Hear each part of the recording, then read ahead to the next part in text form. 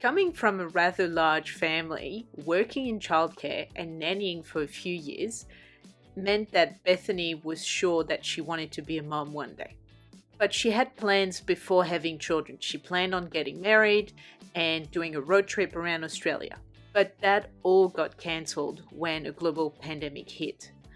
So it brought the timeline of having children forward for Bethany and her husband.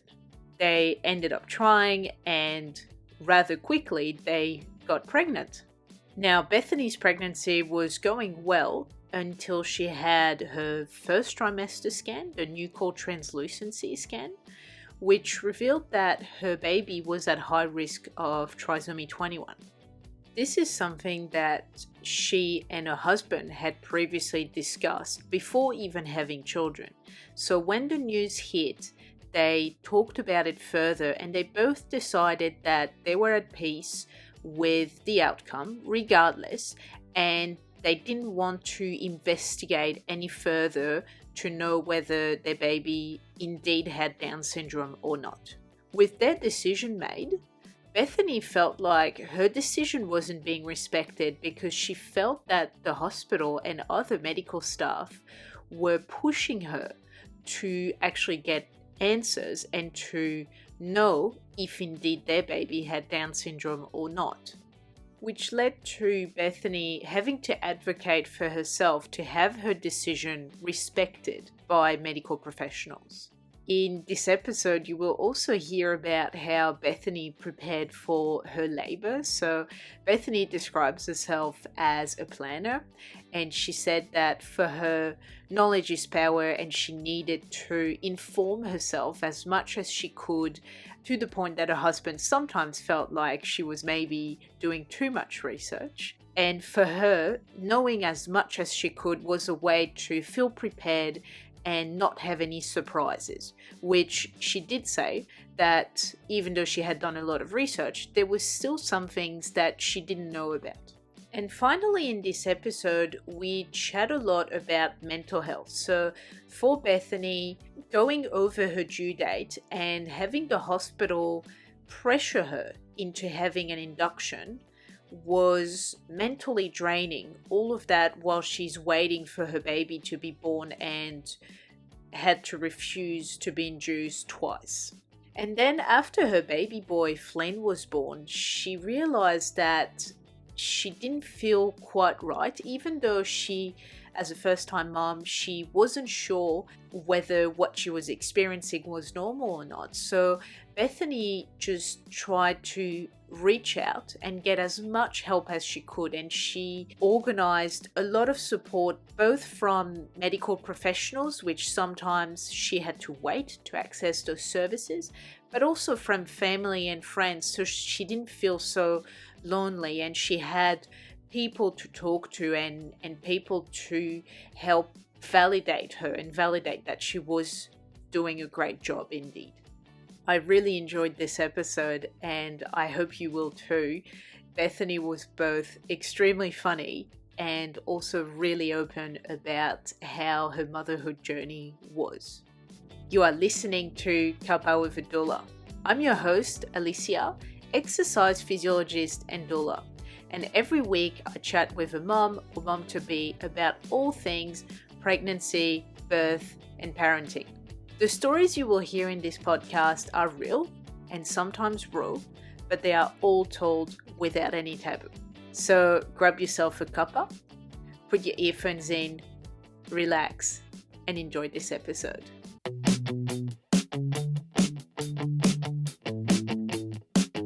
Hi, Bethany. Thank you so much for coming on the podcast today. No worries. I'm excited to be here. Thank you for having me. Perfect.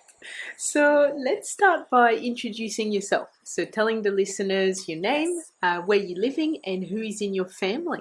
Okay, so I am Bethany, or Beth, and my husband is Corey, and our little boy will be 6 weeks. No, he won't. He'll be 6 months next week. And they've just gone for a little walk now. We live on the Sunshine Coast. We live in Coolum Beach. which, if you ask me, is just God's country. So, yeah.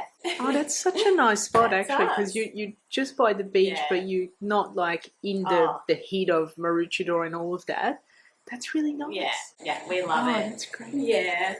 Are you from the Sunshine Coast originally? I grew up in Brisbane, so not too far away. And then, I moved here, and my hubby's actually from WA.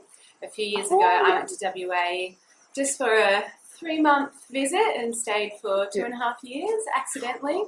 And then I Big came accident back, there. and I like to say that he followed me over, although he says he doesn't. He didn't, but look, here we are married with a baby on this side of the country. So I mean, you accidentally stayed with him for That's 2.5 years, so he's accidentally staying with you now That's for it. however long. Yeah. Good. Oh, that's perfect. So I like to start the podcast by asking all my guests the same question. Did you always want to be a mum? Yes, I did. So I am from like a ridiculously large family. I'm the youngest of 7 kids. And then, it's nuts.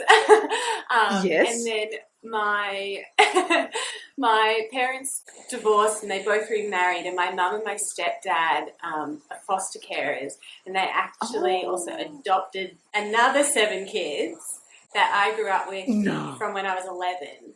So I'm kind of one of 14. We're just this giant tribe. Lots of nieces and nephews. So my little sister, she's due to give birth in a few months, I think 3 months, and it will be grandbaby 25 for my mum. So it was just kind of ingrained in me, I think. So I always envisioned that I would be a mum at some point, and then also since I was 15, I've worked in daycare. So I've always just thought, okay, well, at some point I won't give you back at the end of the night because you'll be mine, and that's my life. So wow, that's like just a small anecdote about you is you're one of 14 kids. That's insane. It's fun. Yeah. Christmas is nuts. Yeah, it would be. Oh wow, I can't even imagine. So and so then my husband, he's one of 4. Oh, that's not bad. No, that's fine. That's not bad. Yeah, he's one of 4, but his extended family is really big. He's got heaps of cousins, so the 2 of us, it's insane. So when you got married, were they 200 people at your wedding? Okay, so almost. Our original guest list was 273, and we were trying to cut it down to 150, and it was so difficult. And then we got married in 2020 in the midst of COVID, and we ended up having the rule you couldn't have more than 10 people. And so it was okay, well, this makes it really easy. So we just had our parents. There was a small window of time, the borders opened for WA to come to Queensland. So his parents came over, and we just did it on the beach in Corn. And I actually didn't even tell my siblings. I told one of my sisters, and then we were like, surprise everyone, we got married, because it was there's too many of you, we can't invite you all. Wow. So I can we see keep that. saying one day we'll have a wedding party, but we're about to have our 3rd wedding anniversary, so it's at some point we'll do it, but it's just so many people.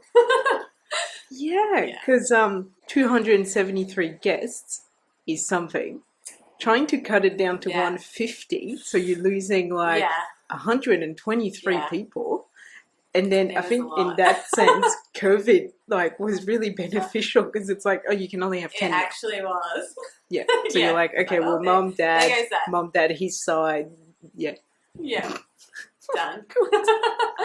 Wow. Oh, that's amazing. I love it. Yeah. So I guess long story short, or not so short, yes, I did always want to be a mum, because I just have always had kids around me, and sort of what I've done since I was 15, and yeah, here we are. Yeah, wow. Yeah. Actually, since Yeah. you mentioned you work in daycare, and I Yes. guess that's a bit fast forwarding into your story, but did you Mhm. find that you were a bit more comfortable when you got your son because you had worked in daycare and you maybe knew a bit more, hands-on stuff?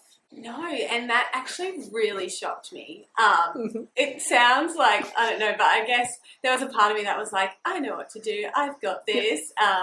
And everyone would sort of say, like, oh, you work at daycare.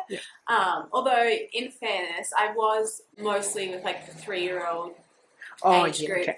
And Mm. for the year before we had Flynn, I had Hmm. transitioned. I was one-on-one nannying for a little Hmm. girl. And so I started with her the week she turned 11 months. Okay, She turned a year the week I started okay. with her. Hmm. And I remember thinking, oh my gosh, like you're sort of the youngest baby I've looked after in a while. But I was with her, for a year. And so by Yeah, the time Flynn was around, I was like, I've just raised a baby. Like, I know what I'm doing. And then we brought him home, and it was like, oh, this is so different when you are yeah, responsible for them 24/7. And yeah. it was a huge shock. And then when I would say to people, like, I'm struggling or I'm worried, and they'd Yeah. say, oh, but you've come from daycare. And it was just Yeah. like, ah! Mm, Yeah. yeah. Do you Yeah. know, I'm only asking because I've had a guest say the exact same thing. So they worked in daycare and then Yeah. they got pregnant and they thought, oh, well, they thought to themselves, I've got a little bit of knowledge, a little bit of Yeah. confidence.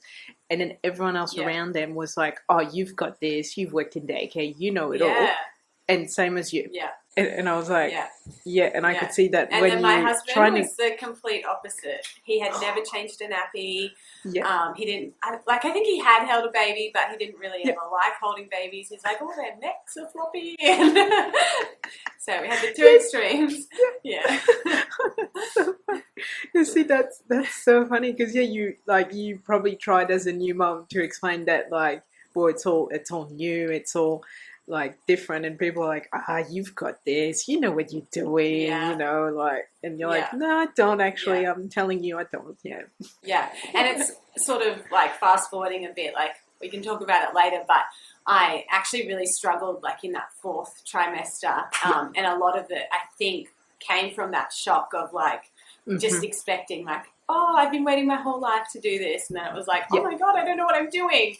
Mm. So yeah, that was a big shock. And it was, quite hard in my journey at the beginning, Yeah. but that's sort of jumping a little bit. So. Yeah, no, that's right. Yeah. I started it. That's right. So when you met your husband and he met your Yes. family, at what point did you Yes. guys start talking about having children yourselves? Because obviously he's met Yeah. the entirety of your family with cousins and siblings and all of Yeah. that. When Yeah, did it come on the so, table? Like, ooh, we got engaged in 2019, and at the time yeah, we were both full-time students in uni. And obviously this is all pre-COVID. We didn't know that it existed yet.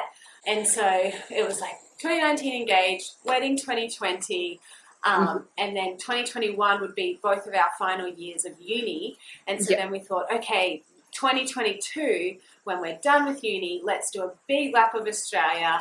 And then when we come back, we'll have babies. And that was always the plan. okay. And then obviously COVID hit and everything changed. The wedding changed and we spent all of our money. And so then we didn't go traveling and all these things.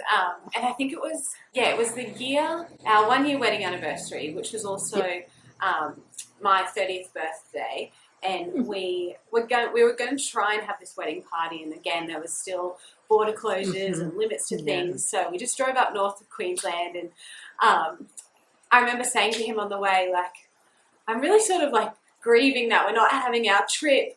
And then the next thing we're going to do was kids. And like, I want to have kids, but are we ready for that? And we're not traveling. Does that mean we fast forward the kid thing? And it was sort of me being like, I don't know, like I'm not ready. And then the morning that I turned 30, I remember like we were in this tent and I woke up and he's fast asleep in the tent. And I just had this little freak out of like, I'm 30. Oh my gosh, like what are we doing? Like I want to have kids. Like, and it was literally just like a few days before, like, I don't know, I'm not ready. So that was really funny. And then we came back from that and I had just been in a job not with the little girl that I nannied. She's amazing. But I was in a job and it was quite a stressful job, and the stress was sort of coming in lots of different ways physically in my body. And so I've been seeing this doctor for a few different things, and I said, look, while I'm here, like, can we just talk about, you know, fertility and blah, blah, blah. And I was on the pill at that stage, and, you know, how does that work, like going off, and all the questions around it. And so this was around June, July. So I went home, and she had said, you know, it can take a year to conceive. That's quite normal. Yeah, so I came home, we had that conversation. It was like, all right, we know that. This is like June or July. Come like September, I was like, I'm ready, like off the pill.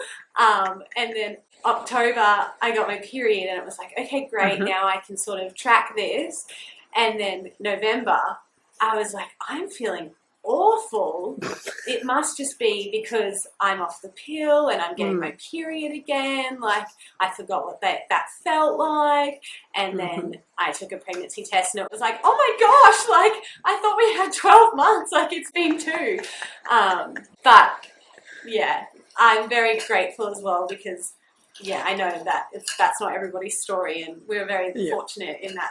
Yeah, but it was a bit of a shock, and I remember telling my husband and just seeing his face, and I think it took a good 2 weeks for him to like process, because I think we were like, oh, we've got a year, like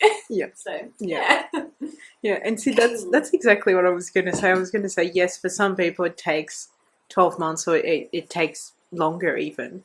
And that's obviously really sad. But I think when you expect it to take, you know, I think the average conception time is about 10 months, you know, so you expect it to take about then, so, you know, close to a year. So when it happens, like first go, you're kind of like, there's something wrong with me. Like, I was told 12 months and it's working, which is like totally insane to think that. But I feel like it's not uncommon to go, I expected it to take a lot longer, and it didn't. Yeah. And now I'm not sure if I'm ready. Yeah. Well, it was funny, like the first time I was connected with the hospital, the midwife, she said, oh, were you trying? I was like, I don't actually know how to answer that, because I guess technically yes, but also like no. But yeah. Oh, that's funny. How did you tell your parents and your siblings? Like, did you do a big video call with everyone? Because you would have had to make like 15 phone calls. Yes. So it's actually funny. So in that time between, sort of thinking about trying, I actually went online and I bought this card for my husband. This is embarrassing, but it said on the front, my boobs are about to get even more amazing. And I thought, when I know that I'm pregnant, I'm going to give him this card and I'm going to surprise him. But I was so shocked that when I peed on the stick, I honestly just basically like threw it and ran outside. He was in the shed and was like, oh my gosh, look at this, and totally forgot that I was going to tell him in this funny way. And he was so shocked, and he was like, whoa, okay, maybe let's just not tell anyone yet. I was like, yeah, no worries. Ran back inside on the phone to my mum. Like, it didn't even like register. So I think I sort of told my husband and my mum within like 30 seconds of it happening. And to my mum, I was like, hey mum, ready to be a grandmother again? Okay, bye. Like, hung up like I was just insane. She's like, wait, are you having a baby? That's so amazing. That was that. And then my husband came back in and he was like, I just said, like, maybe let's breathe before we tell anyone. And then you called your mum. I was like, yeah, I did do that, didn't I? And then we found out at the end of November, and we were going back to WA for Christmas. And so we're like, let's wait, tell all the family together. And we had plans on Boxing Day, like his entire extended family was going to be together, and we are going to tell everyone. But between finding out and that Boxing Day, I had such terrible like nausea and all these symptoms, and it was so obvious I was pregnant. So we flew in to WA, and then we got in quite late, and the next morning we had to tell his parents straight away, because we were like, okay, the reason I'm sick and peeing every 5 seconds and all of these things, I'm pregnant. But we sort of told them in a cute way, and we wrapped up a little onesie, and they pulled it out, and I remember my father-in-law like looking at it so confused, and I'm thinking, it's a baby onesie, like piece it together. But my mother-in-law, she was just crying, going, no, and yeah, so it was quite cute. Oh, that is amazing. I love the way your husband said, "Let's wait," and you ran inside and called your mum, and then told her, and then hung up. That's amazing. Yeah, because there was nothing else to say. No, that was it. Hi, Mum, bye, Mum. And about a week later, I had this sort of, I bought that card for him. It's like, is it still funny? Do I still do this? Like, yeah. I mean, it is still funny. Yes, it still is. Yeah. But as for all my siblings, I put them all in a group message because there's just so many of them. Okay. It's like, surprise. Yeah.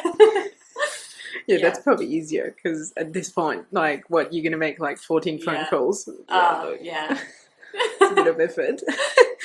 So your first trimester wasn't the most enjoyable. So did you have morning sickness, nausea, vomiting, all of that? I did. Actually, like my entire pregnancy, that was something else that sort of shocked me. I think, I don't know if it's like from the movies, but I kind of thought, like, you feel sick and you throw up and then you feel better. But my whole pregnancy, I swear, like every pregnancy symptom, I'm like, why did no one tell me that? Pregnancy nosebleeds are a thing. Like, I didn't know that. Like, yes. I swear I just had everything. But in the beginning, the nausea, like anything would smell and it would just set me off. And oh my gosh, like for the whole day, it's like 4 hours later, I'm crying about something I smelled earlier, feeling so sick. And like so exhausted. I still like sometimes I think, was that first trimester exhaustion like worse than newborn sleep deprivation? Like, I don't know, but it was a big shock. And then as my pregnancy progressed, I think I was maybe halfway. And honestly, I swear it was like someone flicked a switch. One day, I just had the most intense heartburn, and it did not leave until I pushed him out. And that was like such a mental hurdle. Like, it was so hard. Yeah. We went to the movies one day, and we saw this movie, and I was laughing so much. And it was like really burning my throat, and I went into the bathroom and I Googled, I think I was only like 24 weeks pregnant or something, and I Googled, how early can you have an elective cesarean? Because I was like, I need this baby out of me. Yeah, so just so many crazy things. Like, I've got them all written down somewhere, but it was like everything. I was like, what? This is a pregnancy symptom? They never have that in the movies? Like, so look, it wasn't my favorite thing, but I guess, there was also this part of me that I felt like I really had to enjoy pregnancy because we had fallen pregnant so easily, and it's so awful. But a lot of my friends during my pregnancy had lost pregnancies as well, and it was like, and here I am, and I don't want to be that person that's like, oh, I've got heartburn, like, but it wasn't. Yeah. I've got it written down somewhere because I know, like, everyone says that you forget. I'm like, I never want to be pregnant again. But 10 seconds after he was out of me, I was like, I could do that again. Do you know, I was going to ask you if, the list of symptoms was your contraception today? And you're like, yes, every time I think about having a baby, I look at this list and I go, no, thank you, all good. Yeah. Yeah. That's hilarious. Wow, that's, like, I talk a lot in the podcast about how the movies are nothing like reality when it comes to, like, pregnancy and birth, and especially birth, because it's like, you push on your back, and then everyone's like, oh no, she's pushing, and everyone rushes in, and it's like, no, don't push, but push as well, My whole pregnancy, I just kept thinking, why don't they tell girls this in school? Did they? Was I not listening? Like, but it's like in the movies, it's like the water breaks, you rush to hospital. It's like, my water didn't break, that didn't happen. But yes, learned a lot being pregnant. Women are amazing. Yeah, definitely. So what model of care did you have for your pregnancy?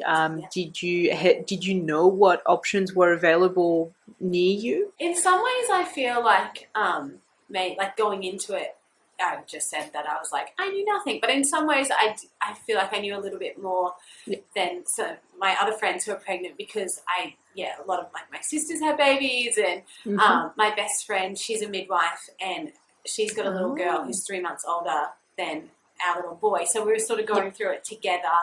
Corey's auntie is a midwife, and she lives just 10 minutes down the road. So I had all, this sort of information available to me. Great. And then, when I first like went to my GP and was like, okay, I've peed on a stick, now what? I started off doing shared care with her. And I had asked for a referral to the midwifery group practice. So I birthed at the Sunshine Coast University Hospital, and she referred me to them. And in the beginning, they didn't have a spot, and so I was just doing shared care. And then I think I was about 19 weeks pregnant, and a spot opened up for me. And so then I transferred over to them. And I was in a team. I think there was 5 midwives, but I had one main midwife, and I basically just met with her the entire pregnancy, texted her all the time, called her all the time. She was amazing. But great. She did actually like miss my birth in the end, but I had other people on her team. We're going to get to that story because that's interesting. Yes. We're going to get to it. Wow. Oh, see, that's so good that you were doing shared care and then you got into the midwifery group practice. That's really amazing. Really and it's so good that you've basically got midwives around you. So at least you were not, at least you're not first-time mom. I've got no idea what's happening. I don't know, because you don't know what you don't know, right? You don't know how often you're meant to have the scans, how often should I see a midwife, what should I talk about, all of those things. So, and I still kind of felt like that, even with all those people around. Like, I feel like the first half of your pregnancy you kind of do on your own, and then all of a sudden it's like, oh, here we go. And it's like, no, but I needed you before. Exactly right. Yeah. Because usually, even if you get early into the midwifery group practice, it usually doesn't start until I feel like it's about 4 months of pregnancy. So, about 16-ish weeks, which is, I mean, I don't know, I find it almost a bit late, because you've got so many questions before. Oh my gosh, and then you kind of like, okay, should I be preparing for birth now? I know I've still got, 5 months, but I mean, should I prepare for birth right now? So I'm ready. Yeah, it's so funny. I kept a journal during my pregnancy, and I was just reading over it today because you do forget things. Yeah. It was so funny when I'm 18 weeks pregnant.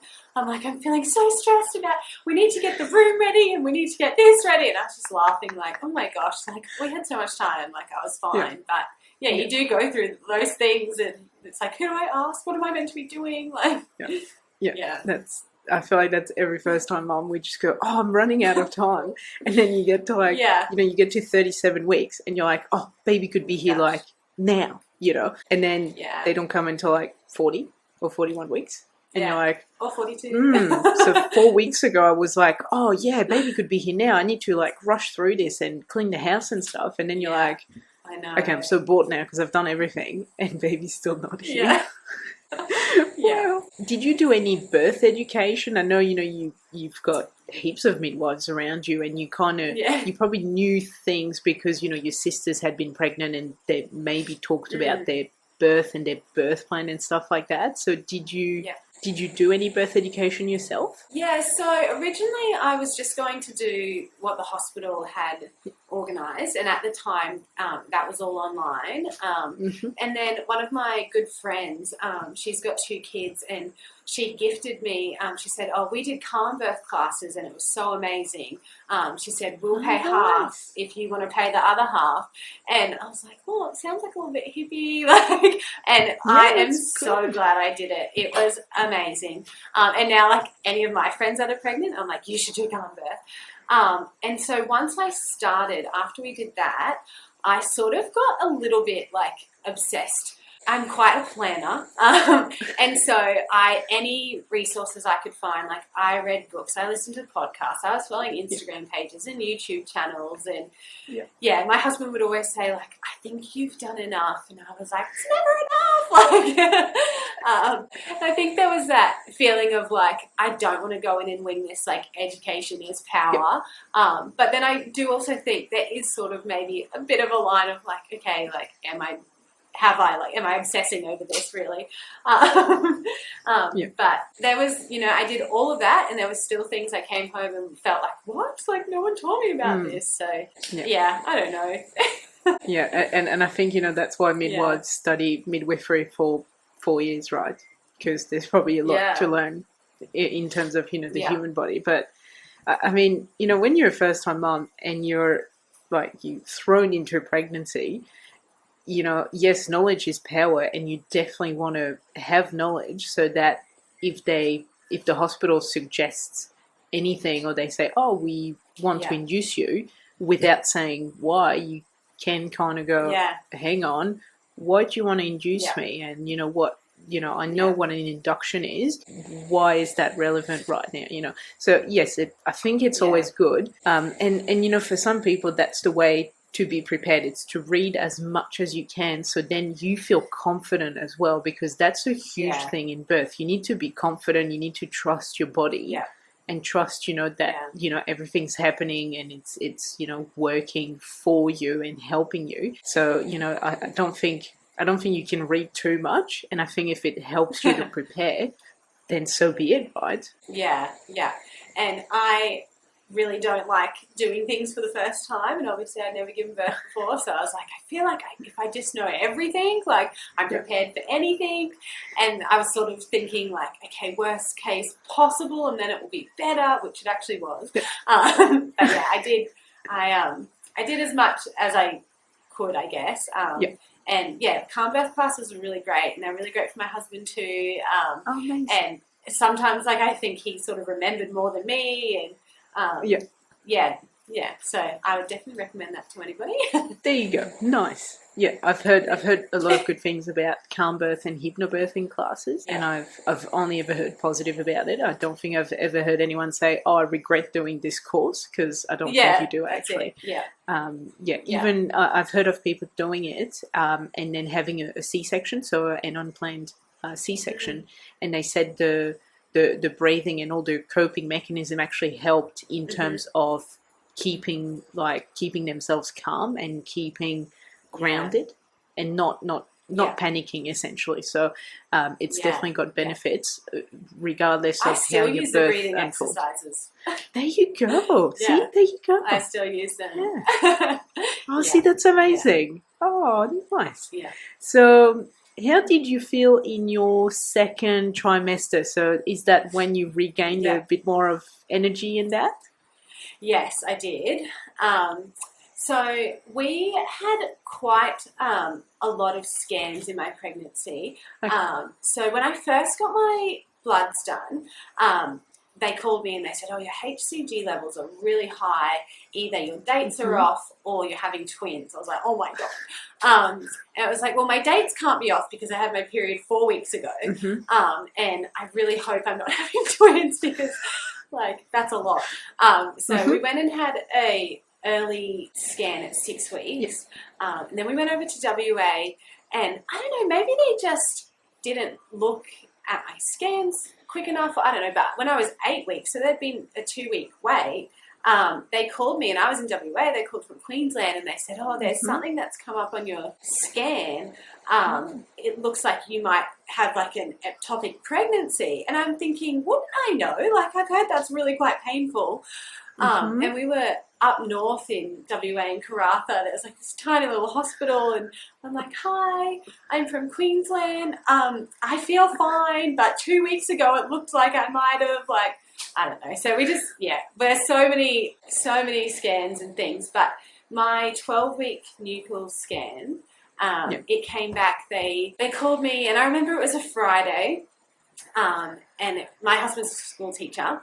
It was like Friday afternoon, and my GP called, and she said, oh, your scan has come back, your 12-week nuchal scan, and it's showing that you're at high risk for trisomy 21, which I didn't know was Down syndrome. And they were saying you're looking like you're at a 1 in 140 chances. And she was like, what do you want to do here? There's some further testing we can do.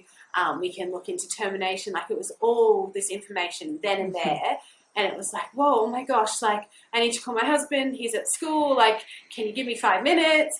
So I called my husband, I called my mum, I called my friend who's a midwife, and our auntie who's a midwife, and everyone sort of said, like, just breathe, you don't have to decide right now. But yeah, it was quite a stressful time, and I guess I was still quite early in my pregnancy then and hadn't really started educating myself on things. And so it was like, I don't know what's going on, you're the doctor, like, you know, do I just do what you say? And I didn't know what my options were, and yeah, it was quite a lot. But we took the weekend because, yeah, like, I don't know if this is standard practice, but she essentially was like, you know, you can have the further testing and we can get that sorted on Monday, or, you know, we could, like, book a termination on Monday, essentially. It's like, whoa. So we, had taken the weekend, and we decided that we actually didn't even want to do any further testing. We just didn't want to know. We were happy with whatever the outcome was, but that still was quite stressful. And so then my second trimester, I had a lot of extra scans. They were always checking on that. I think for that, like, they wanted to know, but I kept saying to them, I don't want to know, like, don't tell me.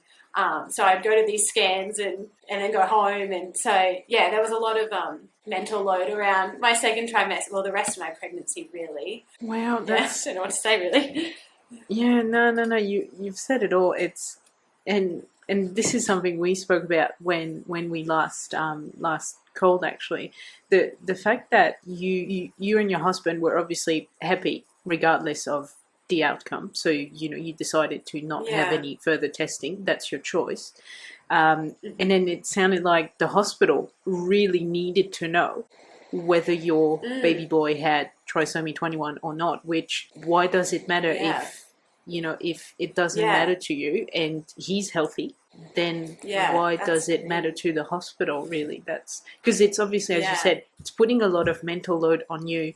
You've got to do extra scans, you've got to go to, you know, the ultrasound place, you've got to make yourself available, and then it's just stressful to then be like, oh, am I going to hear bad news? Are they going to tell me that, you know, they found something wrong, or, you know, there's something there, or like, it's just really stressful when you don't need the stress, obviously. And just like you were saying, I kept saying to my husband, why does it matter? Like, we've said we don't care, like, but and was there a history of Down syndrome in either of your families? Okay. No, not that we know of. So but I think maybe we were even only dating. Like, it was way before, like, kids were ever on the radar, and we'd sort of had that conversation, and I said, look, if that was ever presented to us, like, I would continue with the pregnancy, and my husband was absolutely 100%.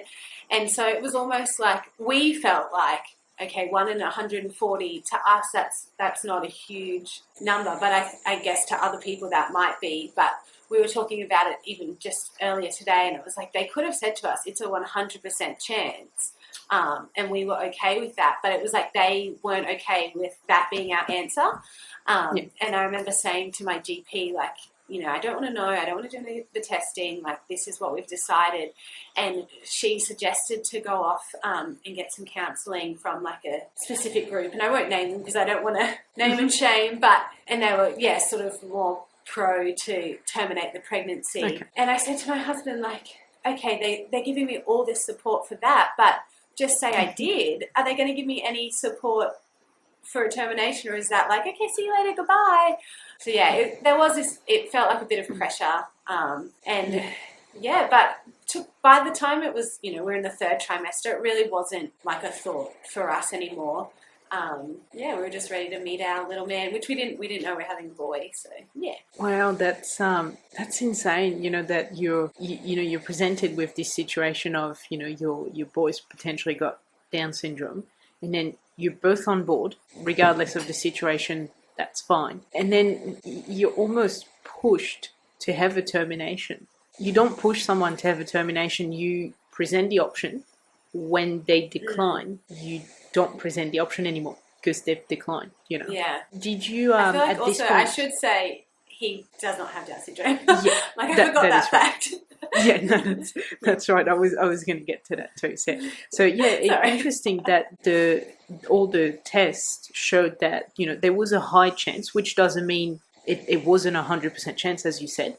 but your boy doesn't have Down syndrome, so somehow it picked it up as high chance, but he's 100% healthy, fine, there's no issues there. Yeah. Why that Happy, was is healthy probably a boy. mystery. So when you're, I guess, were you wondering if he had Down syndrome and what your life could look like, I guess? A little bit. There was times when I would think, okay, like I'm educating myself so much for labour and birth. Should I be looking into if our child does have Down syndrome? Because obviously, like, we will need to adjust our lifestyle. But there was just this part of me that was like, you know what, we'll just cross that bridge when we get to it, which I don't know if that was. And we just, it's not like I thought he's going to be fine. I just had a lot of peace of whatever the outcome, like, it's going to be fine. And I did know, like, we have such a great support system. And so it was like, no matter what, like, we're going to be okay. And we'll just adjust our life according. But yeah, it's funny that I actually didn't like sort of do any research there, whereas I was almost obsessed with like pregnancy and labour and birth education by the end. Yeah. Yeah, and I was going to say, regardless, you would have had a great support system because you would have had your parents and probably, you know, siblings that could, you know, support you and help you through this phase. So, you know, regardless, you would have felt supported, which is really important if your child has any form of disability or illness, you know. So that's amazing. That's really sad that, you know, you got that stress when there was no reason to stress. But I guess that's how it is, isn't it? And I'm so glad that your baby boy is healthy and you didn't have to face any of that. Yeah.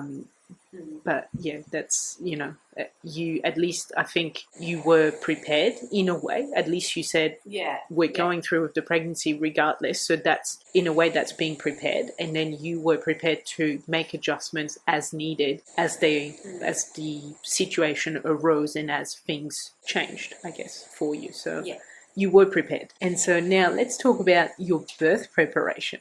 So how did you prepare for your birth? So did you write a birth plan? Did you have an idea of how you wanted to birth? Yeah.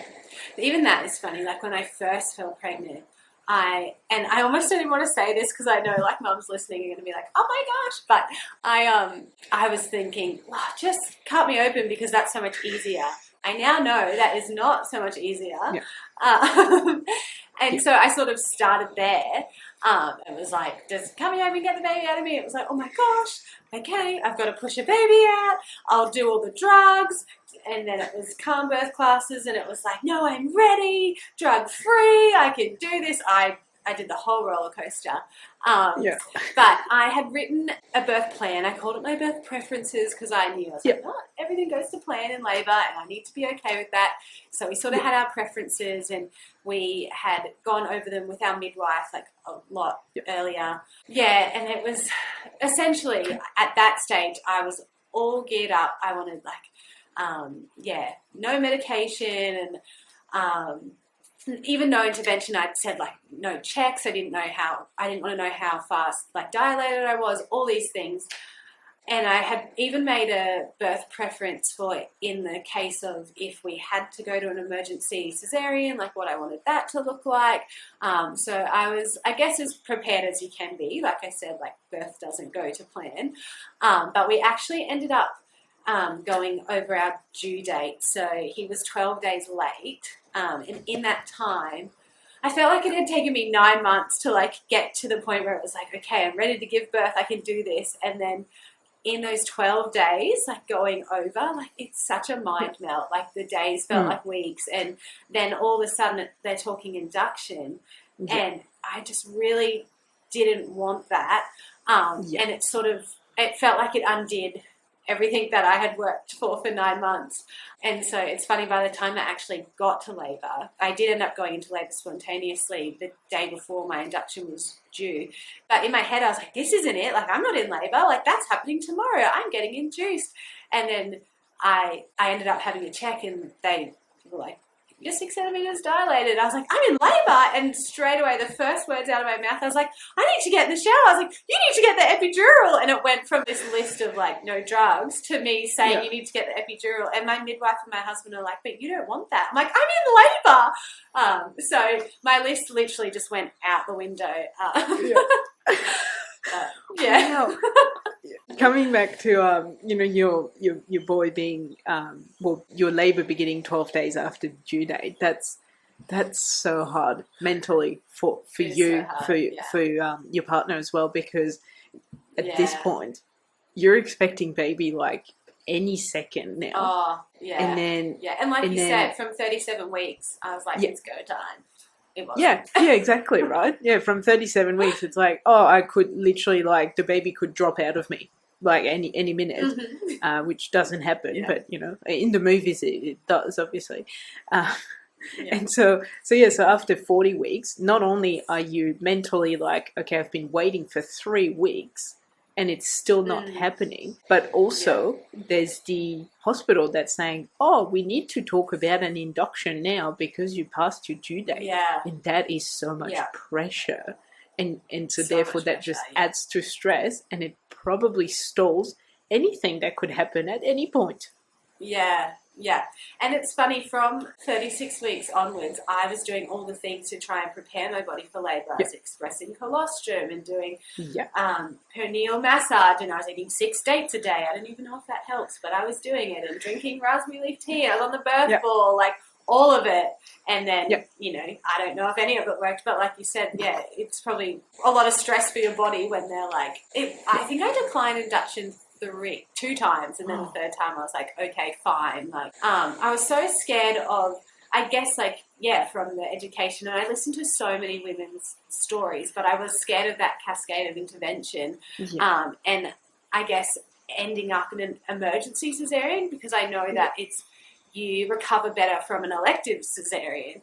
And so I was like, what are my options? Do I get the induction, and then once they start, they just do everything, and then I'm whisked away over here, or do I just have the cesarean? Do I wait? I'm eating dates, they're not working. It was a lot. I feel very sorry for my husband. There was so many tears, so many walks. He came. And that's a hard time.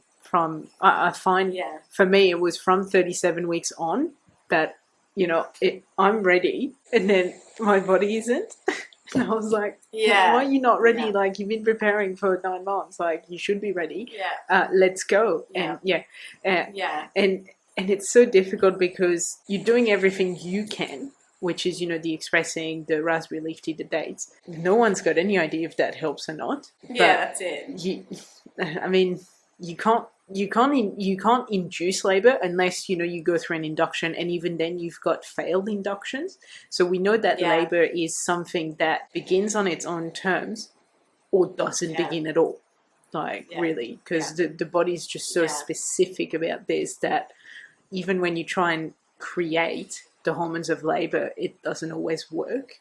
Every man and his dog was like, have you eaten a curry? Have you done this? And even one night I went to one of my husband's soccer games, and one of the guys on his team, his wife had just given birth, and he said, if you rub your earlobes, it helps. And I was thinking, that is so dumb. And then on the drive home, I was secretly like rubbing my earlobe because I was like, get this baby out of me.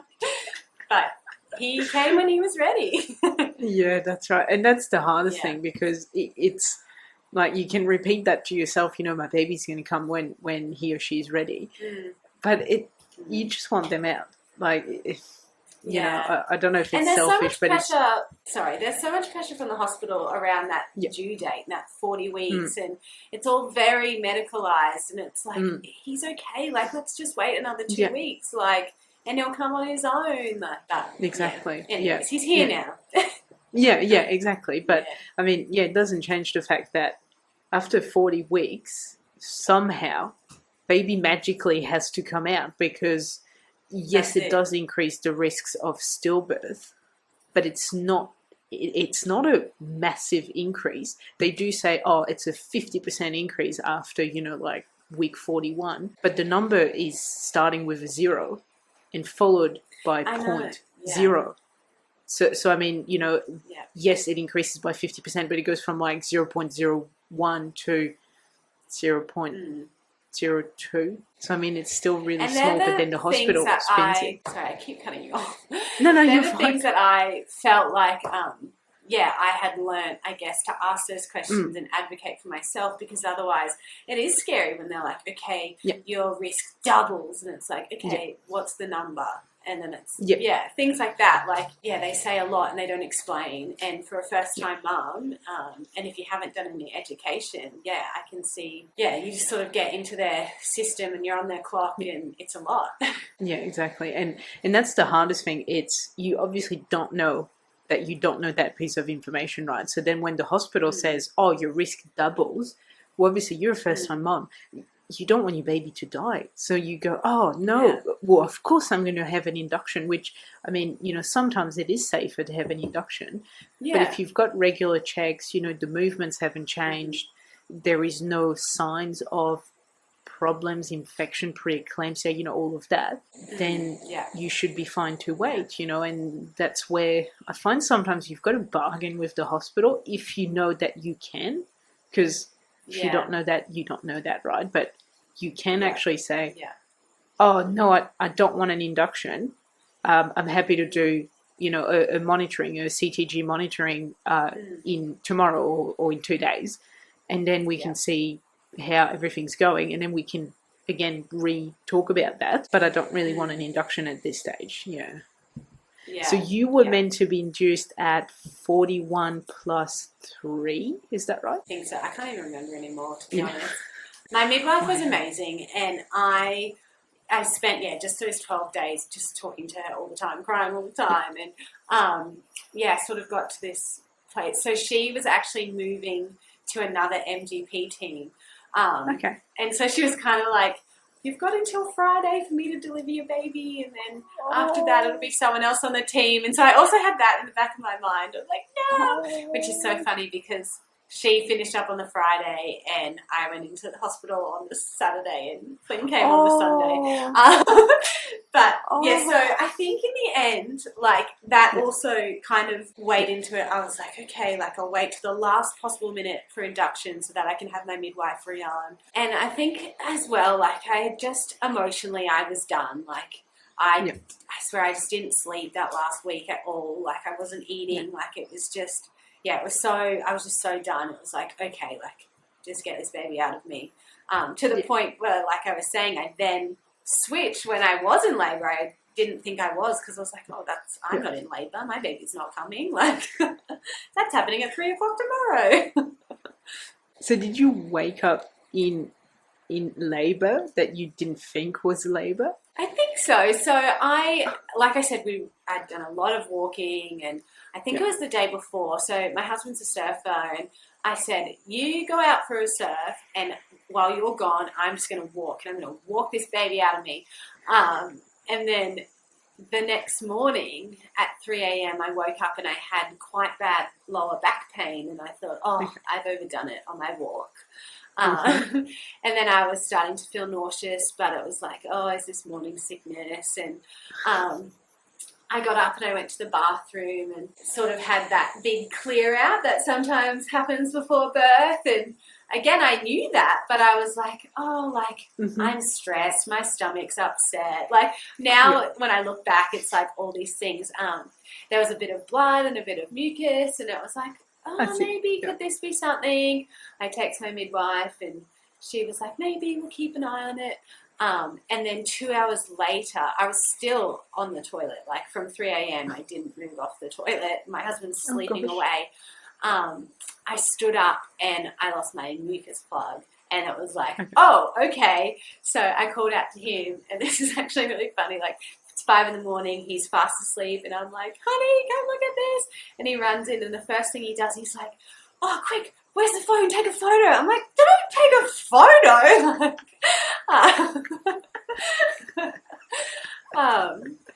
So then it was like, okay, is this the beginning of early labour? And I knew that could go on for a few days. And I was thinking, okay, well, this is good. This is a good sign, because that means it will make the induction easier.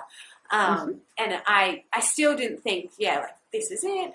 And I spent that whole day in the bath, and every time I had a contraction, I was like, is it a cramp? Is it a Braxton Hicks? Like, I don't know, in my head, I wasn't in labour. But then we also had called our family in WA and we're like, we think this could be early labour. We'll let you know. Like, don't call us, we'll call you. And we were timing the contractions, but I kept saying, I don't know if that was one. I don't know if that was a cramp or whatever.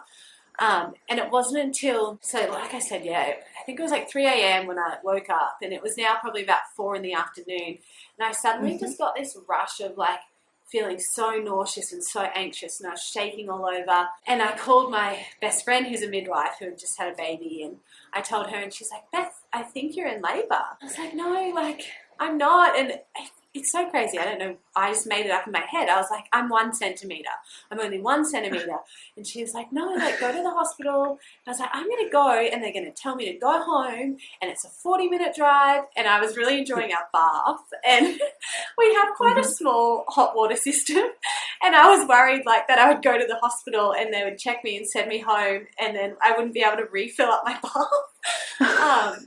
And so I'm like shaking and I'm nauseous and I'm crying, and my friend said that, and then we called the midwife and she was like, yeah, come on in. So off we went, and it wasn't until the drive to the hospital that the contractions started to get sort of that I couldn't talk through them.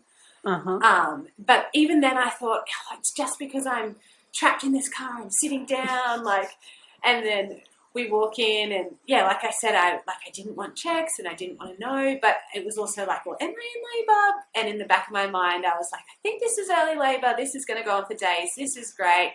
This will help me for my induction. Sure, check me. And so my midwife, Rian, she couldn't come, and so then we had the next girl on the team, and she was a new grad, and she checked me and she said, look, I'm not totally confident. Do you mind if I get a senior midwife? It's like, okay. And so the senior midwife comes and checks me, and then they're chatting amongst themselves, and the senior midwife said, well, you know, what did you think? And then my midwife, Hannah, said, oh, I think maybe 5 or 6. And then the senior midwife said, yeah, be confident. You're right, like 6. And I sat up, I said, 6 what? Like 6 centimetres. And I'm like, ladies, I'm in labour. I've got to get in the shower. And it's so funny because from that point, we stayed in the hospital, and I think we were there, I don't know, 4 days or something. And when we came home 4 days later, our bath was still full, and it was like, gross, that's right. Like, I was coming back to that, not anymore. That's right, yeah. Oh, that's amazing.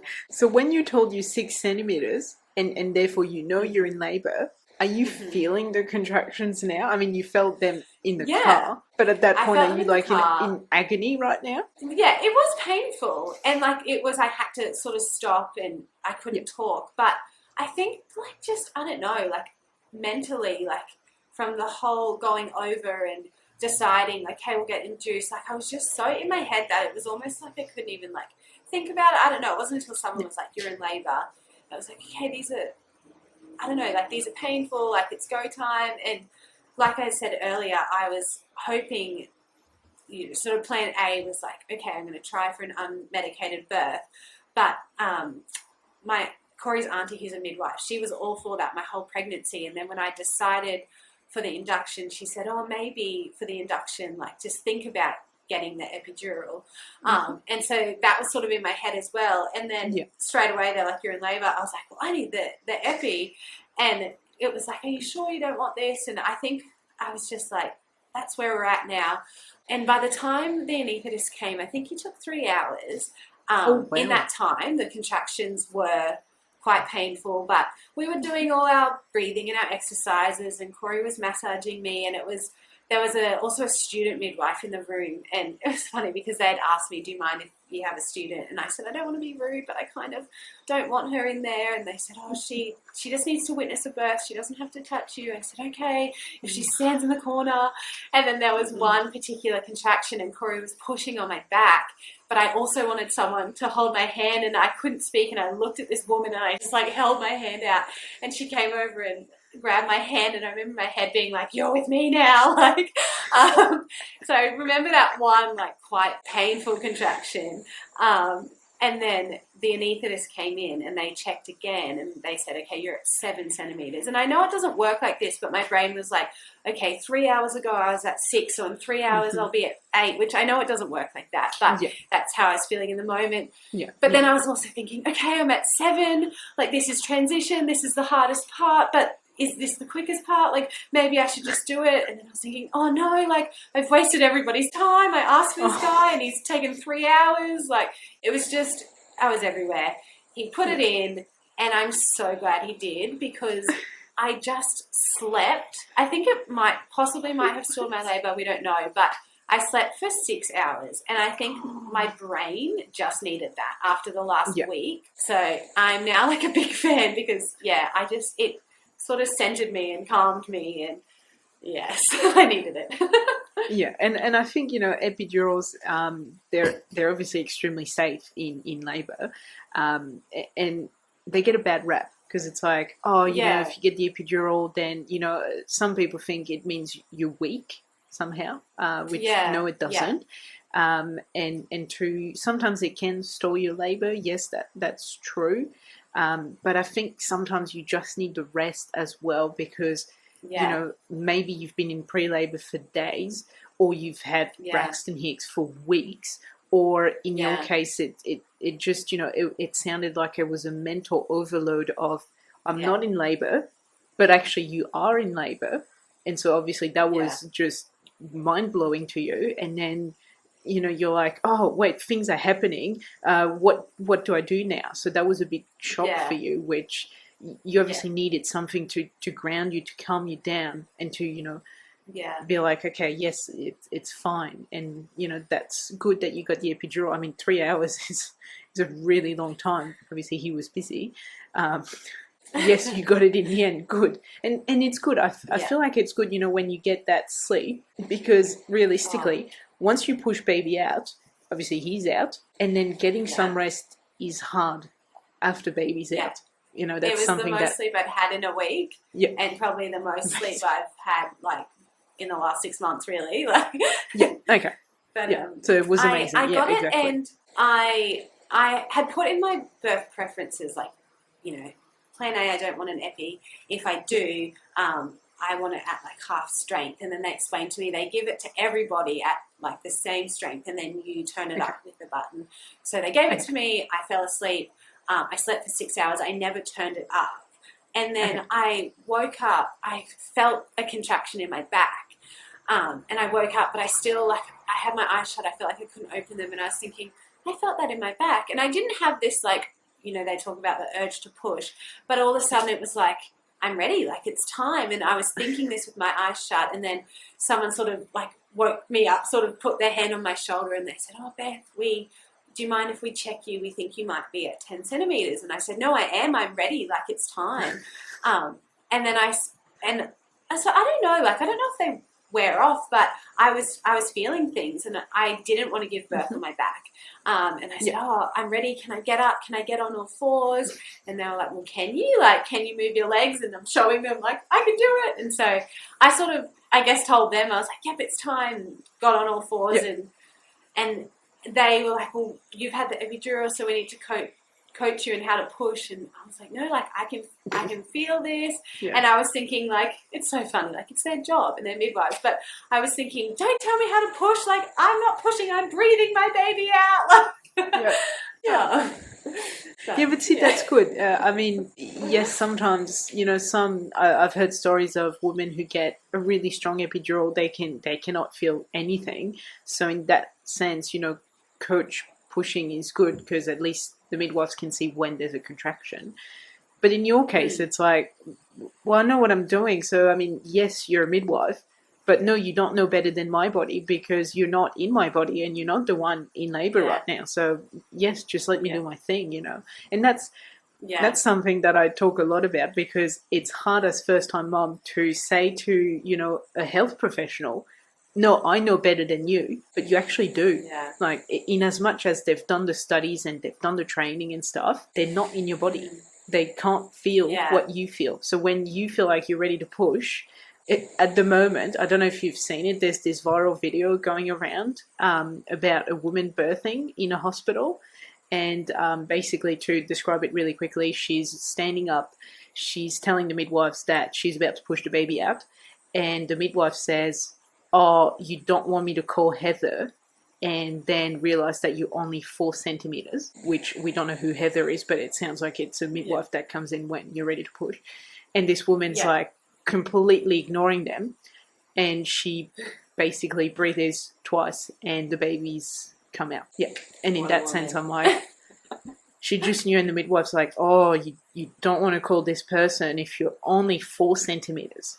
It's like, why 4? Yeah. And she's obviously telling you that she's about to have the baby. Like, can you just not dismiss that? Can you actually like go, "Oh, okay." Yeah. And then there's this urge where, you know, she can't be doing it standing up. She has to be on the bed somehow. Yeah. Yeah. Anyway. Well, I didn't have that urge to push. I just knew that it was time. I actually pushed for 2 hours, which was so exhausting. So on all fours, and I was pushing, and I could feel, like, every push, I could feel his head get there, and I just couldn't get it out, and it was so, like, defeating. And I think every woman says this in labour, but I'm crying to my husband, like, I can't do it. And in my head I was thinking, what if I physically can't? Like, his head gets there, and then I've got nothing left in me to get it out. Like, and I was crying, and my husband was crying, like, no, you can do it. And I mean, the baby, he was going to come out of me. But I look back now, and I think all the time, like, I don't know how I would be able to do that without my husband. Like, he was saying, you can do it. And I was thinking, okay, I can do it. Like, but on the inside, I was like, I don't know if I can do this. Like, and so he was definitely a big help. But I pushed for 2 hours. And even this, I think back now, I'm like, I don't think the hospital ever told me this, but I had in my brain somewhere that they don't let you push for more than 2 hours. And I remember I knew that I'd started pushing at 2 a.m. and it was 10 to 4. And I was thinking, okay, I've got 10 minutes. And I just told myself, like, Bethany, you have 10 minutes to get this baby out. And I just pushed with all my might. And I remember, so embarrassing, just going, it's stinging. And the midwife's going, I know. And in my head, I was like, you don't know. And then the head came out, and my husband was like running down, looking at the head, and then running back up to me, like, you can do it. And then he'd go back down. And but there's something, I was like pushing for 2 hours, and then all of a sudden I was like, you've got 10 minutes. And he did, he came in that time. So, That's so sad that you put a timeline to yourself, like, because no one said to you, you've only got 2 hours. You just created that timeline. But I mean, it's, you know, and I think you're right. There are some hospitals that have I don't know if it's a pushing time guideline, but, you know, I mean, it's true. You know, when you're in the hospital, there are sometimes time limits that you may not be aware of, where they're actually watching and they're not telling you. And then they're going, if it goes more than this, you know, we'll need to start thinking about, you know, whether that's instruments or a C-section. But it's so funny that you put yourself the 10 minutes and then you're like, okay, I can do this now. And then you did, obviously. I mean, that's amazing. Yeah. And then, he was here. We didn't know we were having a boy. And so I think the first 30 weeks of my pregnancy, I was convinced I was having a boy. And then something happened in the last 10 weeks, and I was like, actually, I think you're a girl. And we had picked one boy name and one girl name. We had no backups. And I was like visualizing my birth, and I visualized them handing me the girl, and our girl name was going to be Poppy. And I just visualized Corey being like, it's Poppy, because that was in my preferences that he would tell me the gender. And then all of a sudden he's crying and he's like, it's a boy, it's Flynn. And I was like, it's a boy, it's got a penis?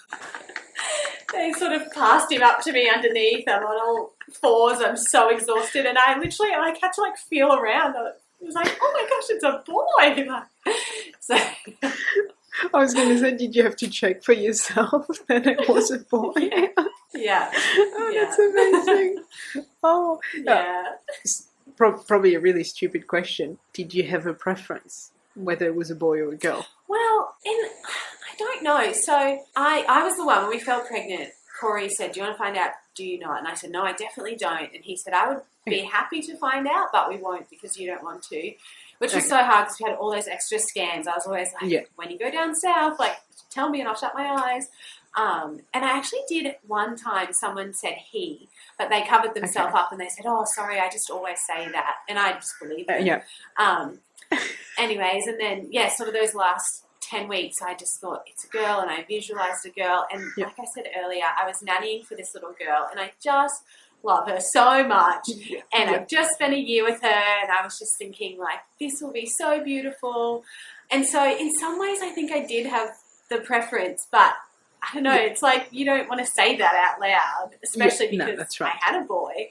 And I now, like I wouldn't change it and I love him so much. But I think there was this little bit of like, like I would have really loved a girl. But surprise, but it's hard to say those things and like I love my son so much.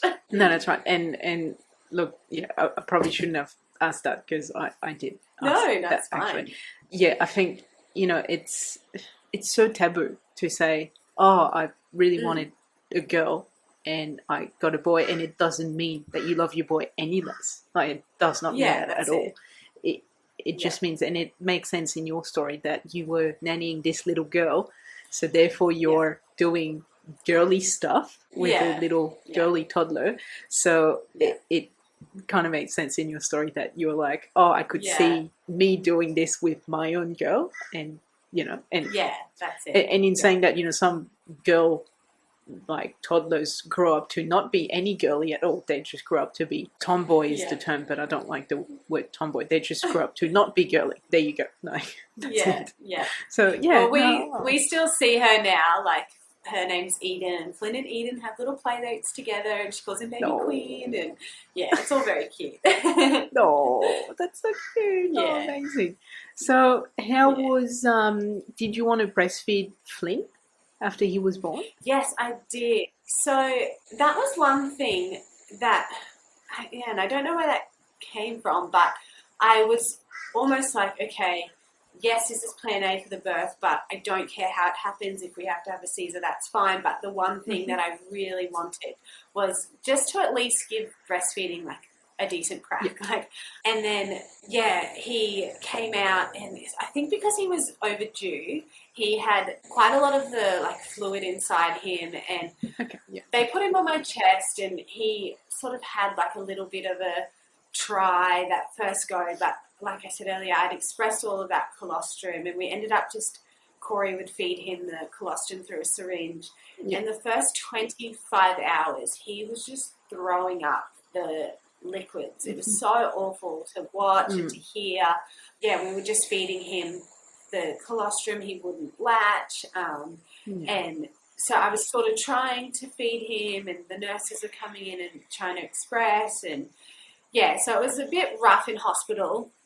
And then I think maybe it was the day that we were sent home from hospital was when he first latched. And I've got a little video of it. It was like, yay, okay, we're feeding. That took a while. And then we came home, and I was in MGP, so I had home visits for 2 weeks. And I didn't have a terrible breastfeeding journey at all, but it is a new skill, like for me and for Flynn. And it was, in my head, I sort of thought, you just put the baby on and they suck and there you go. And it was not like that at all. And so I think almost every visit when the midwife came, it was like, don't worry about anything else. Can you just help me feed my baby? And it did take me quite a few weeks to figure it out. And for little Flynny too. But we got there in the end. And in the beginning, I had an oversupply, which, I guess I was saying, like, women with low supply, I feel bad saying I had an oversupply, but you do also, it comes with different challenges. But I think, by the time that we got to that 6 week, 8 week mark, it was like, okay, we've both figured out breastfeeding. And then by sort of that 3 month mark, it was like, this is really weird, but this is sort of one of my favorite parts of being a mum is breastfeeding. So there you go. But I think that makes sense, because it's so nice, breastfeeding for bonding. obviously there are other ways to bond with your babies that don't include breastfeeding, but it's such a, when they look at you while they're feeding, there's something, that makes you feel all fuzzy and happy, and there's a lot of oxytocin that flows through. And obviously, the bond, and and there's a lot of obviously our society is positively reinforcing that you need to breastfeed. Like, even though obviously there are other ways to feed, and formula feeding is totally fine, there is still this underlying thing that you should be breastfeeding, which is it's easy if you are, because you're like, okay, well, I fit in, good. It's when you're not feeding for any reasons, whether that's mental, physical, it's, you don't have the supply, you don't want to, you mentally can't do it, whatever it is, that becomes a problem then. Basically where I'm going with by like doing all this spiel is, however way you're feeding your baby, that's fine. It doesn't matter. Your baby's being fed. Yeah. That's all that matters, really. Yeah. But no one says that. Everyone's like, oh, you're not breastfeeding. Oh, okay. Like, what are you doing then? It's like, formula feeding is totally acceptable. It's totally fine. As long as your baby is being fed, that's all that matters, really. Are you still breastfeeding Flynn at 6 months? I am, yeah. So he's 6 months next week. So we're about to start the journey of solids, which is a little bit scary. But yes, he does. I always say he's a boob man. He loves a good feed. So yeah. and see that's good when you don't, when your baby actually wants, breastfeeding, that just makes it so much easier too. You don't have to like force them on or something like that. So but solids will be it's obviously a new chapter in both of your lives. And it will be, it will be quite new and maybe exciting as well, maybe frustrating sometimes when, they don't really want solids, they just want boob because that's what they know. But you'll get there with it.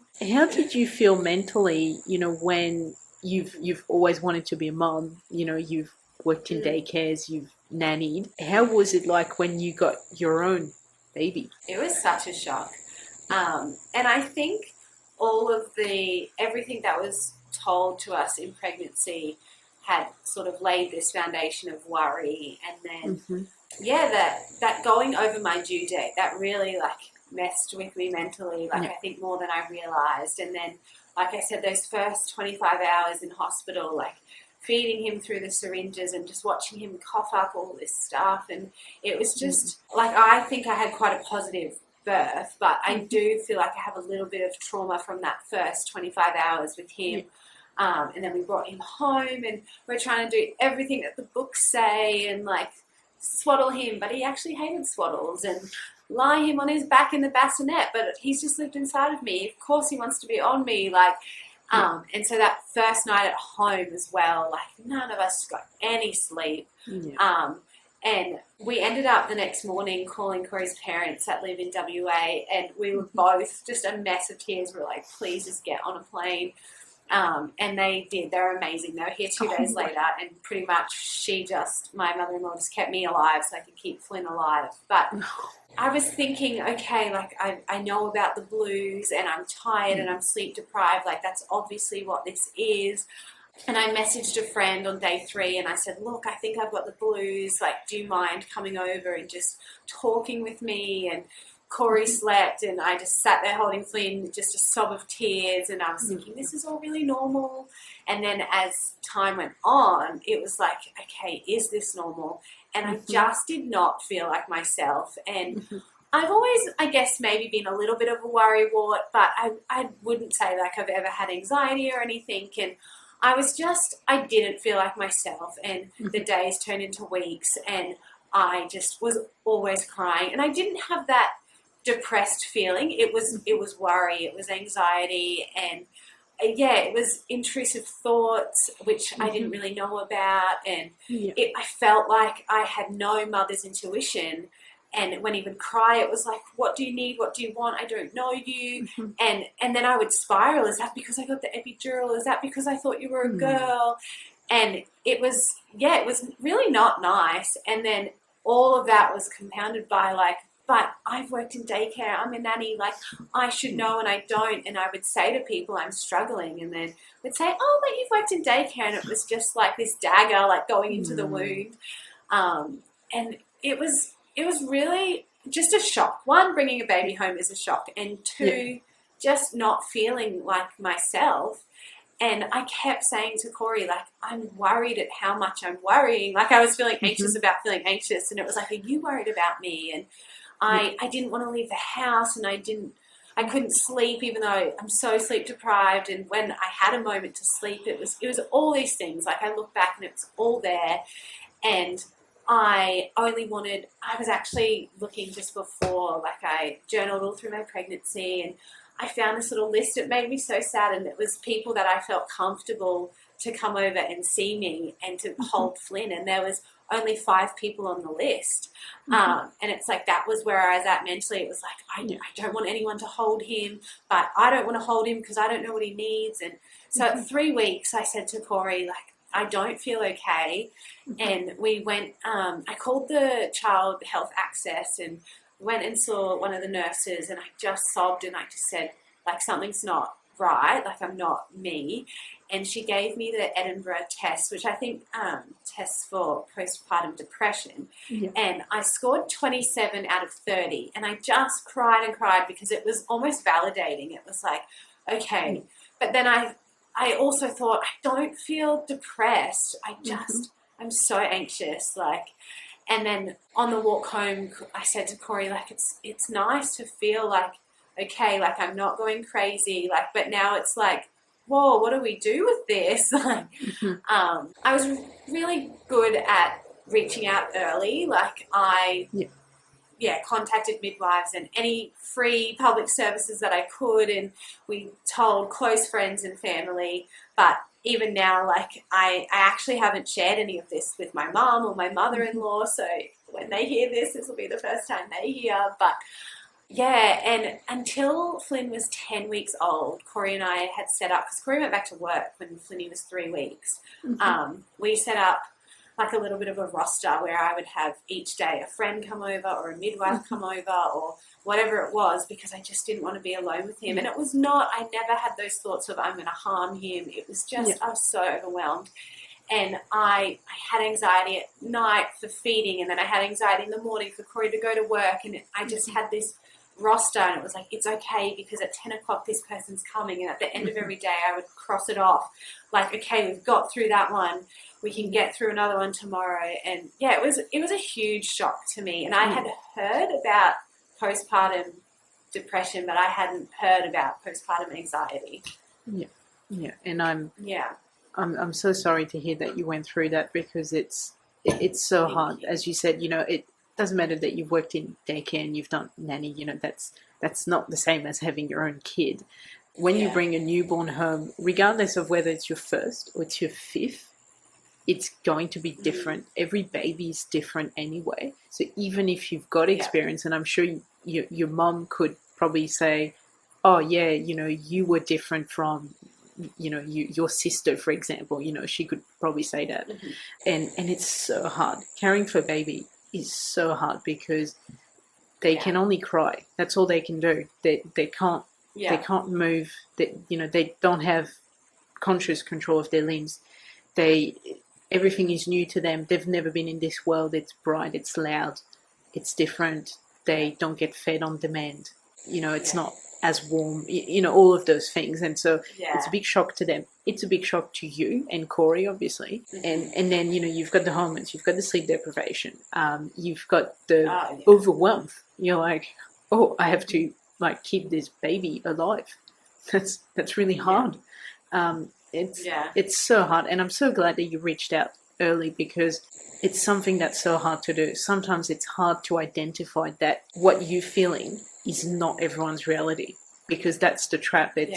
Sometimes you go, oh, well, maybe that's how I'm meant to feel because everything's new. So I'm meant to feel that way. So that's normal. And honestly, like you did, if you think it's not normal. If you've even got the thought of, oh, maybe that's not quite right, then seek help.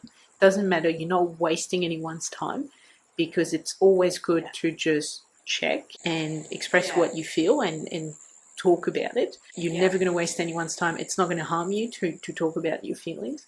And it can do a world of wonder sometimes. So that's amazing that you reached out, you identified it yourself, and then you seeked help. And sometimes the help, can be psychological help, but sometimes it's also, in your case, having people over so that you feel more confident. Because sometimes it's about your own confidence and you just need to maybe have people over in case.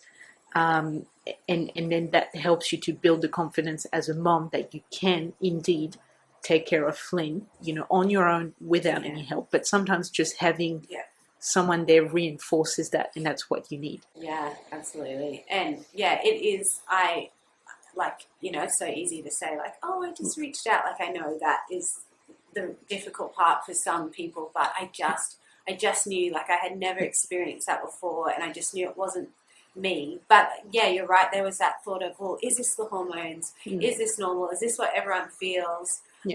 Is this the baby blues? But I just sort of needed to get to the bottom of it, I guess, for myself. And when Flynn was 3 weeks old, so they put me in touch with, I had a child health nurse. She comes over weekly. Now it's monthly, so I'm still seeing her.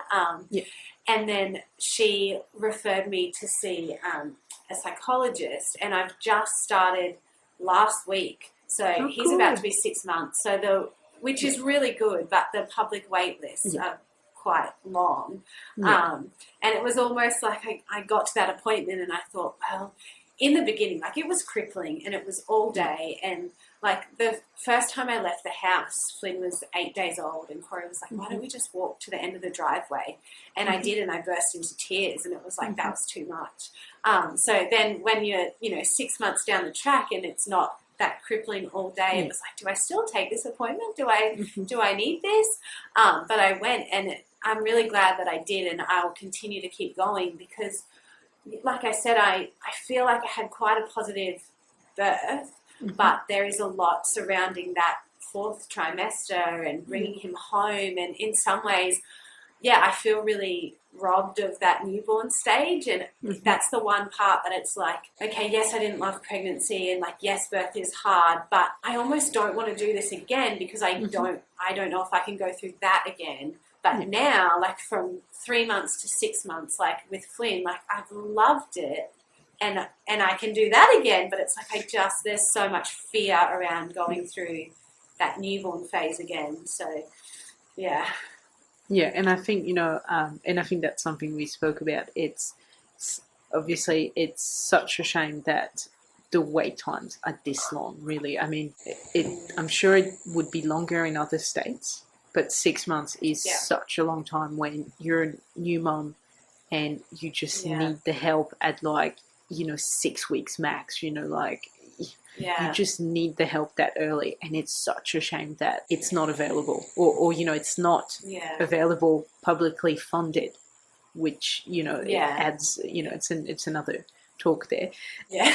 But I think at any point, seeing a psychologist is great because there's always stuff to talk about. There's obviously stuff going on in your life.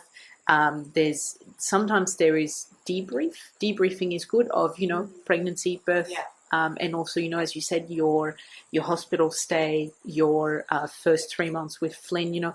There's always stuff to debrief, which, as you said, it's talking through fears and whether you want to have a second baby or not. It's good to just talk through those and I guess unravel what there is to unravel so that you can feel more at ease, whether you decide to have a second child or not. But at least, you can, I guess, look back on this period and have maybe a bit more of a positive outlook rather than I should have done that, or I didn't enjoy it enough, or I didn't do this and I should have, and which is, it's hard. Negative self-talk it's a whole spiral. It's, it's not good. But look, I'm glad that you went for that appointment and that you're doing it regularly. That's amazing. That is so good for you. What's interesting as well when it comes to mental health is you had a midwife, through DMGP, so she came for the first 6-ish weeks, maybe. Yeah. So it's good because at least you had that support. You could also talk to her about mental health and all of that. But where I was going to go was for people who don't have that support because they're not through the MGP or they don't have a private midwife, and therefore when they bring their baby home, you're left I think they get alone. one visit. Yeah, that's insane. like it's literally you birth your baby, you've got no idea what you're doing, and then you're like, and then they say, okay, go home, and you go, okay, well, I'll go home, and then you go, well, what do I do now, and what do I do with my feelings, and what do I do with this, the stress, the hormones, the sleep deprivation, I don't know what I'm doing, and so if that's you, then reach out for help. You can go to your GP. You can say, look, I'm not feeling right. There's mental health care plans that will, where you can find a psychologist that would bulk bill, so you don't have to pay if that's obviously a financial barrier. There is Panda. Panda is amazing. It's a helpline that you can call. They're trained and they will talk to you, chat to you, whatever you need. They're there. They will chat. You're never bothering anyone at any point. If you call and you go, that's it. Oh, look, I mean, I feel okay today, when you felt like poo the day before, do it. Call, because it's always good to talk to someone and just have, sometimes you just need to chat. You just need to talk to someone else and go, okay, yes, I'm having an okay day. This is what I'm doing. And just having that normal conversation sometimes can really help. I don't know what it's like in other states, but here, like with the child health access, there's actually so much that is available to you. But I guess I didn't know that until I asked and reached out. But there is a lot. I mean, yes, there's wait times, but once you ask, like there are things out there. But I guess sometimes, the tricky thing is to ask. Yeah, and see, like, yes, as you said, and sometimes it's hard to know who to ask as well. So you go, well, where do I get that info from? But I think most states have a child health nurse sort of person, or a maternal nurse, or some declination of that. And I think that's a good place to start, because usually you've got those child health nurse.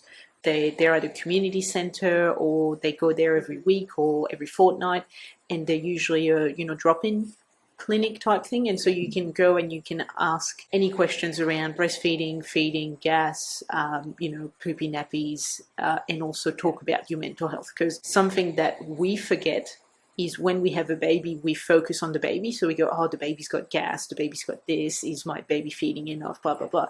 We need to also care about ourselves. So we need to talk about how we're feeling, whether there is, sometimes some people have pain from stitches as well, and that's not being addressed because, that will go away in time. Well, maybe, but sometimes it's good to just get it checked out. So, obviously caring for baby, important.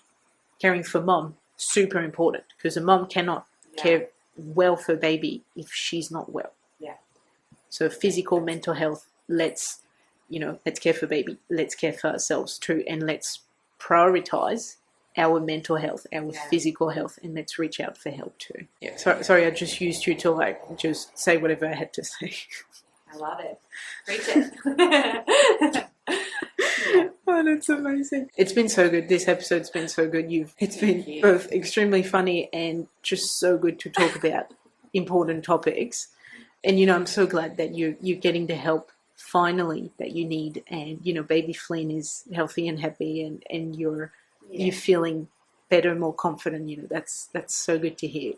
And there's plenty of good things ahead for you on the journey. He's only 6 months. There's plenty more fun coming. Is he starting to crawl or get on all fours now? He's trying. He's getting on all fours and he rocks, and then he gets really frustrated because he doesn't know what to do next, which is very cute and funny. And it's funny because Corey and I, we're like, go, buddy, go. And then you sort of think, but also, like, once you start moving, like, that's so hard for us. So it's like you want them to progress, and then I'm like, oh, no. But, he's a lot of fun. He makes us laugh every day. Oh, that's so cute. Yeah, once they go, they don't regress. They just go forward from there on. Yeah. Yeah. It doesn't stop. But yeah, it'll be good fun as long as you you don't have anything dangerous around the house. Yes. Yeah, we haven't got to baby proofing yet, but it's on the list somewhere. Yeah, no, you've got time. And I hope your solid journey goes well too. That should be thank you. Exciting. It will be. It's one of those things, it's like once you start it will be fine. Yeah. It's just we've got to start solids. But no, it'll be good. Yeah, I was thinking about that the other day because I was like, I was dreading solids, okay? I was like, oh, can I push it back any longer? And like, no, there's no point. And I was thinking today, it's funny because there was a time where I used to be like, oh, I'm dreading giving her solids. And now I'm like, oh yeah, she just eats what we eat, Yeah. Like now it's so natural, good. That's good to hear.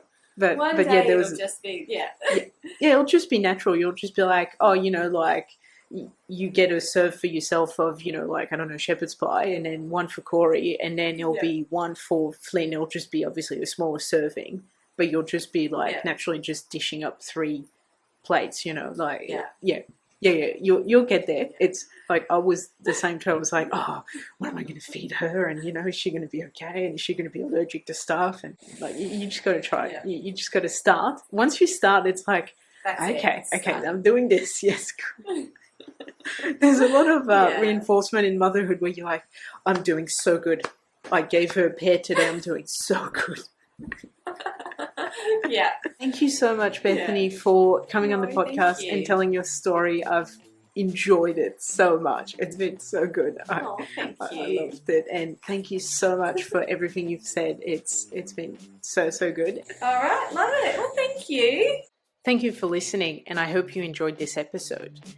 If you want to get notified of when a new episode comes out, please subscribe to this show on your podcast listening platform.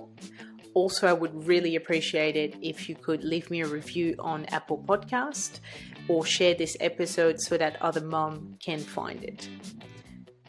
If you would like to tell your own pregnancy, birth, or parenting story, please head to the show notes and you will find a form there to get in touch with me.